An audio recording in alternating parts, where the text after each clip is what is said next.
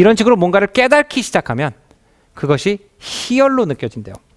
그래서 사실 그 공부를 좋아하는 사람들이 왜 공부를 좋아하느냐라는 질문을 했을 때 많은 학자들이 뭐라고 그러냐면 자기가 알고 있는데 완전히 알고 있지 못하고 벤자민 프랭클린이라는 사람은 알고 있는데 그 프랭클린이라는 이름이 무슨 뜻인지는 몰라요. 그걸 갖다가 우리가 갭이라고 그래요. 갭이라는 건 사이라는 거죠. 그러니까 벌어져 있어요. 그럼 우리 사람이라는 게 왜 이렇게 핸드폰 같은 거 가져다니다 액정 깨지잖아요. 그럼 쓸만 하잖아요 사실은. 근데도 뭔가 벌어져 있으면 그 꼴을 못 본단 말이에요. 그게 인간이에요. 벌어져 있는 걸 싫어해. 그렇기 때문에 인간이 벤자민 프랭클린이 누군지라는 사람에 대해서 배웠는데 그 이름이 뭔지를 모르면 항상 마음속에 뭔가 불편한 게 있대요. 우리도 모르게. 근데 누가 그런 걸 갖다가 딱 알려주면은 아 그래 우리가 그래서 이제 교양 라디오 같은 거 들으면 그런 거 많이 나오잖아요. 당신이 알지 못했던 진실, 당신이 생각했던 위인의 뭐 이런 얘기, 뒷얘기 이런 거 들으면 아 그래 이러면서 야 정말 재밌다. 근데 이 느낌이 뭐냐면 요 갭, 내가 안다고 생각하는 것과 실제로 아는 것 사이의 차이가 딱 오므려지면서 머리에 사랑에 빠졌을 때 나오는 거와 똑같은 세라토닌이라는 물질이 분비되면서 희열감이 몸을 돌게 된다는 거예요.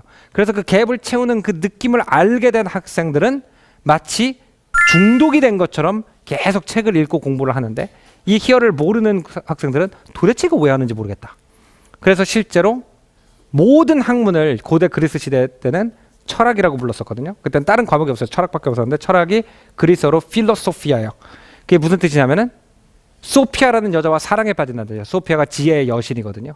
그러니까 그 당시 사람들도 공부를 해가지고 뭔가 새로운 지식을 얻어내는 느낌이 사랑에 빠지는 황홀감과 똑같다는 걸 알았다는 거죠. 그러니까 우리가 부모로서 저도 선배로서 대한민국 청년들한테 제일 해줘야 되는 게 뭐냐면은 그 희열감을 느끼게 해주면 된다.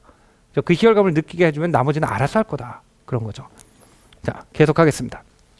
그래서 벤자민 프랭클린이 자유인이라는 뜻인데 이 프랑크족들이 이제 처음에는 그냥 로마의 정복을 받지 않는 자유인이었어요. 그런데 나중엔 지배자가 돼요. 워낙 싸움을 잘하다 보니까 로마가 허약해지던 시기에 이 프랭크족들이 갑자기 로마로 넘어와가지고 유럽에서 제일 좋은 땅을 다 차지해버려요. 그래서 사람들이 이제 옛날엔 그게 로마 제국의 땅이었는데 지금은 도끼 민족이 차지했다 그래서 그걸 갖다가 도끼국이라고 불렀었대요. 그래서 이 아가 붙으면은 나라 이름이 돼요. 영어로. 그죠? 우리나라 코리아. 그죠? 캄보디아, 인디아, 이탈리아, 에스파냐 이렇게 이 아가 붙으면 나라 이름이 돼요. 그런 것도 이제 어휘 추력 중에 하나예요. 그죠? 그렇기 때문에 프랑카 도끼를 던지는 사람들이 사는 땅이다. 그래서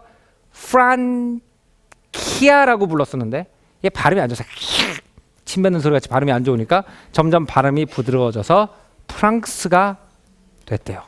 그래서 프랭크라는 이름과 프랑스라는 이름이 나라 이름이 실제로 관련이 있더라는 거죠. 이런 걸 기억하기 시작하면 영어가 굉장히 재밌어져요. 예를 들어서 제가 처음에 영어 선생님한테 왜 나라 이름은 프랑스인데 그잖아요. 아메리카가 나라 이름인데 미국 사람 아메리칸이잖아요. 근데 프랑스는 나라 이름에는 왜 프랑산이 아니고 프렌치냐 이런 걸 갖다가 물어봤거든요. 영어 선생님한테. 그랬더니 영어 선생님이 모르겠대요. 그냥 외우래요. 귀찮게 하지 말고. 근데 이제 이런 식으로 공부한 사람들은 알아요. 왜냐면 그게 궁금했던 거야. 내가 어린 나이에도. 궁금하거든. 근데 대답해주는 사람이 없으니까 어떻게 되냐면 아 영어 공부는 무조건 외우려고 하면 재미없다 이렇게 되는데 제대로 영어 공부를 해보니까 그런 거에 대한 답이 다 있더라는 거예요. 그러니까 그 답 중에 하나가 뭐냐면 원래 프랑키아였잖아요. 나라 이름이. 그러니까 이게 프랑스로 바뀌기 전에 크에서 스로 그냥 갈 수는 없잖아요. 중간에 츠를 거쳐야지. 그죠? 츠, 캬, 차, 샤, 싸 이렇게 되는 거지 키아가 바로 싸가 되지 않거든. 그러니까 그렇게 생각을 하면은 당연히 중간 상태에 있는 것이 형용사가 돼가지고 프렌치라고 하는구나. 그 CH가 그냥 있는 게 아니구나. 얘가 옛날에 내 친구가 성격이 약간 이상하다 생각을 했더니 옛날에 여자친구한테 상처를 받은 걸 알게 되면은 굉장히 그 친구가 애틋하게 느껴지는 것처럼 아 프랑스라는 단어 정말 지독하다. 왜 형용사가 되면 모양이 바뀌어? 꼭 그래야 돼? 외우기 힘들어라고 생각했는데 아 옛날에 저런 역사가 있었구나. 이런 상처가 있구나 알게 되면은 왠지 애틋한 친구처럼 느껴지는 거죠. 근데 이 친구들이 프랑크족이라는 친구들이 알면 알수록 이 싫어지는 친구들이더라고. 그러니까 이제 옛날에는 자기네가 핍박받는 민족이었으니까 열심히 싸우고 그래서 자유롭다 뭐 이런 의미였는데 나중에 이 민족들이 이제 자기네가 기득권이 됐잖아요. 자기네가 다 이걸 차지했어요. 그러고 나니까 옛날에 로마인들한테 당한 거를 갖다가 좀 너그럽게 용서해주고 같이 살자 이랬으면 참 좋았을 텐데 그렇지를 않고 옛날 로마인들만 지나가면 그렇게 욕을 했대요. 듣기 싫은 소리를 자꾸 한다라는 뜻이었다는 거예요. 프랭크족들이 자기네가 이제 권력을 잡았다고 너무 라틴족들을 하대한 데서 생긴 단어라는 거예요. 그래서 내가 항상 궁금했거든요. 어떤 사람이 프랭크 하다 그러면은 영어로 좋은 의미하고 나쁜 의미가 있는데 대체로 이제 영화 같은 거 미드 같은 거 볼 때 어떤 사람이 I'm going to be frank 그러면은 대체로 누가 하는 줄 아세요? 사장님이 부하 직원한테 하는 말이에요. 솔직히 하나 말하자 이런 뜻이에요. 그 얘기는 뭐냐면은 그냥 정직하겠다는 뜻이 아니라 너가 기분 나쁠 얘기를 하나 하겠다라는 뜻이거든요. 그래서 내가 왜 그런 의미가 있나 그냥 정직하다는 뜻이라면은 왜 친구들끼리 좋은 얘기하는 건 I'm going to be frank라는 말을 안 하나 생각을 해보니까 나중에 알고 보니까 이 프랭크족들이 이런 또 역사가 있더라. 옛날에 굉장히 거만했던 시대가 있구나. 이런 거를 또 알게 되는 거죠. 또 영어를 공부하면서 궁금했던 게 있어요. 미국 사람들이 점잖은 자리에 가가지고 가족들 다 할머니 할아버지 있는 자리에서 포크 나이프를 가지고 밥을 먹다가 포크를 떨어뜨려요. 포크를 떨어뜨렸는데 자기도 모르게 집안 어른들 다 계신 자리에서 욕이 나온 거예요. 오, 삑! 하고 욕이 나왔어요. 그러면은 대체로 제가 상스러운 말을 써서 죄송합니다라는 말을 할 때 뭐라면 Excuse my French 이렇게 얘기를 하거든요. 내 프랑스어 죄송해요 이렇게 얘기를 해요. 참 고민을 했어요.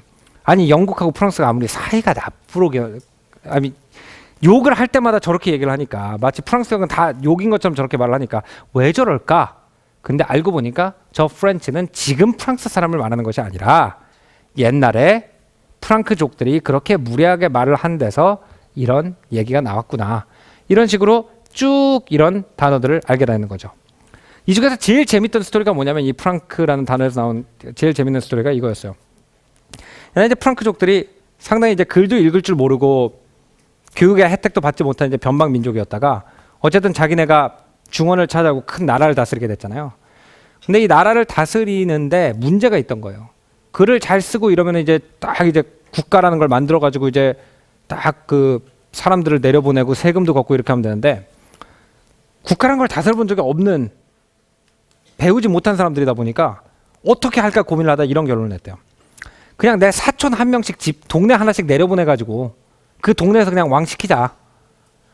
그래서 그렇게 해가지고 우리가 역사에서 배운 봉건제도라는 게 시작하죠. 지방 영주들이 있는 그 마을에서는 그 지방 영주가 왕 역할을 하는 그런 제도가 생기는데 어떤 비즈니스맨이 미국이 굉장히 땅이 넓잖아요. 거기서 햄버거 집을 하려고 그러다 보니까 야, 이 미국 전체 햄버거 집을 쫙 깔면 정말 돈을 많이 벌겠다라는 생각을 했대요. 누군지 대강 아시겠죠. 근데 이 사람이 가만히 생각을 하다 보니까 그 넓은 데 있는 모든 햄버거 집을 갖다가 다 내가 일일이 가면서 요리를 잘하고 있나 고객 서비스는 잘하나 체크를 할 수가 없더라는 거예요.